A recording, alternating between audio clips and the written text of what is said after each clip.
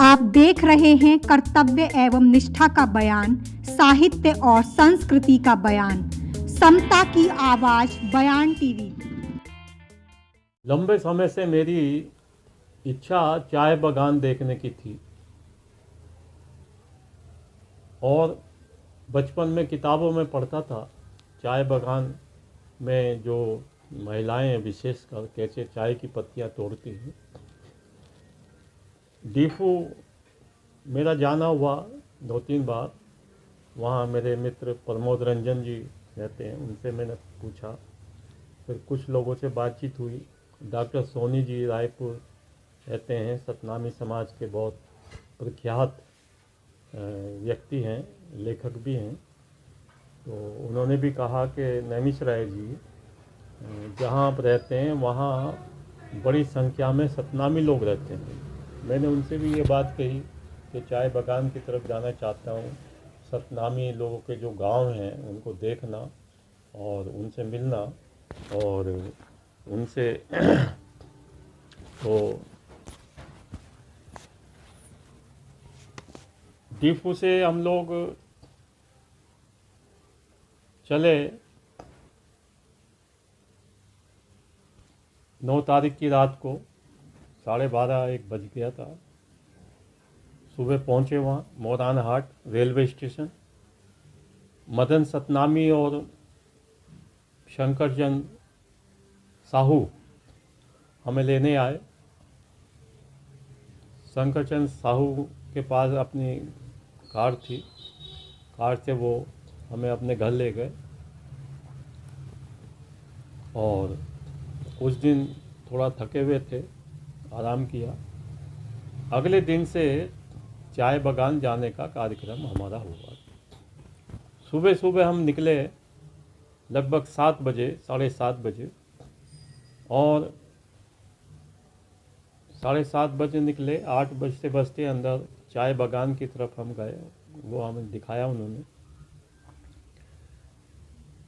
कुछ महिलाएं जो कर्मचारी थी, चाय की पत्तियां तोड़ती थी, वो तेजी के साथ अपने अपने चाय बागानों में जा रही थी। उनके पीछे पीछे हम दोनों गए और बहुत लंबा सफ़र तय किया। लगभग 4-5 किलोमीटर हम पैदल चलते रहे। भाई चाय की पत्तियां कैसे तोड़ती हैं वो देखना है। अंत में वो चाय बागान हमको मिला जहाँ बड़ी संख्या में महिलाएं थी। उसके हमने फ़ोटो वगैरह भी लिए और उस तरह से चाय बागान तक पहुँचे। चाय बागान से पहले मैं दर्शकों को, साथियों को बताना चाह रहा हूँ कि चाय की शुरुआत कैसे हुई।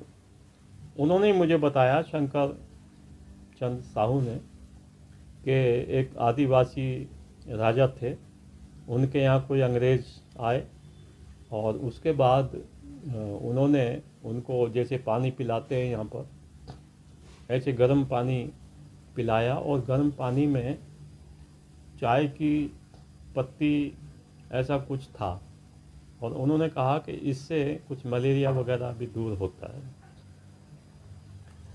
तो उन्होंने पिया, उनको अच्छा लगा। उसके बाद जो ब्रिटिश अधिकारी थे उन्होंने कलकत्ता लैब में वो जो एक पौधा उनसे लिया, उसको टेस्टिंग के लिए भेजा।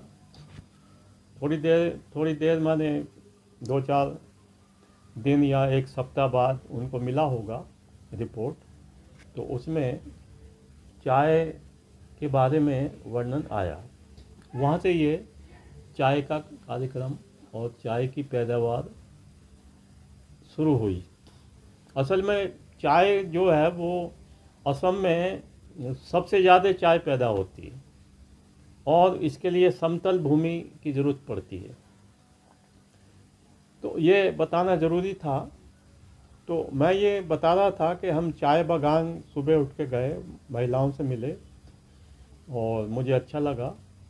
लेकिन दुखद बात यह है कि जो महिलाएं मजदूर हैं, आदिवासी दलित पिछड़े समाज की, वो उनके पास कपड़े भी कोई ठीक ठाक नहीं थे और पाँव में चप्पल नहीं, कुछ नहीं, और बड़ी गरीब महिलाएं, और उनको मैंने पूछा बाद में कितनी वेजेस मिलती है। 232 रुपया पर डे उनको मिलती है वेजेस।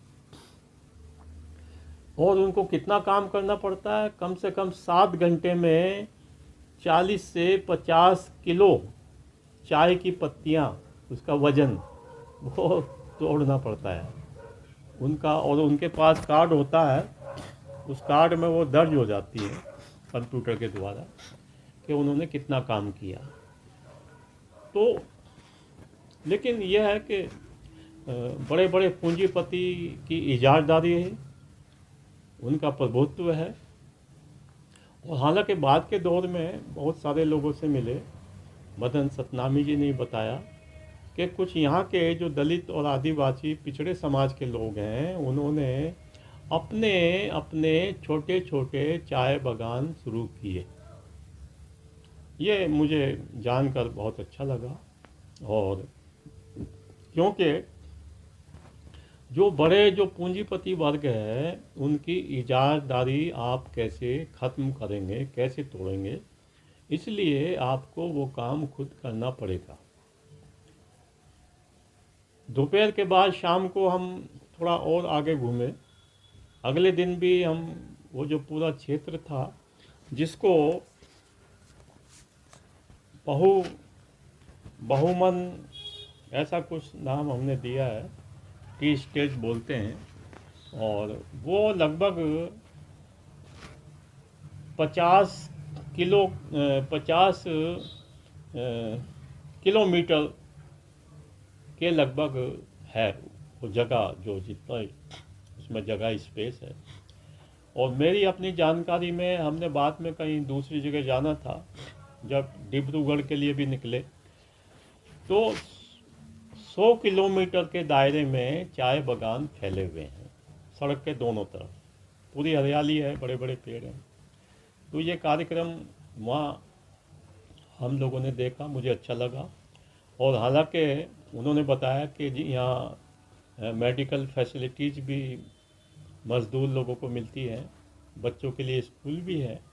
लेकिन इन तमाम बातों के अलावा जो सबसे बड़ी बात मैं बताना चाह रहा हूँ दर्शकों को, कि उनको पैसा बहुत कम मिलता है। जो अनस्किल्ड वर्क हैं, शहरों में जो लेबर ऑफिस बने हुए हैं, उसके हिसाब से मेरी अपनी जानकारी के तहत 400 से 500 रुपये के बीच में अनस्किल्ड वर्कर को पैसा मिलना चाहिए।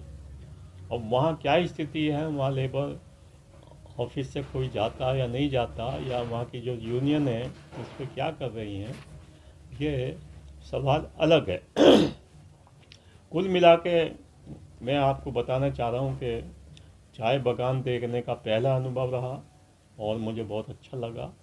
और किस तरह की एक सुंदरता वहाँ रही, परिवेश कितना सुंदर है, आकर्षण है, सब कुछ ठीक है। लेकिन बात वहीं फिर आ जाती है कि जो मज़दूर लोग हैं, जो महिलाएं हैं, बहुत कम उम्र की महिलाएं, बहुत ही लड़कियां कम उम्र की, और वो सुबह सुबह भागी भागी जाती हैं काम के लिए, और कोई कपड़ा उनके पास ढंग का नहीं है, और किसी तरह से वो अपना जीवन यापन करती हैं, अपने परिवार को चलाती हैं। तो उस पर सरकार को भी कुछ करना चाहिए। धन्यवाद।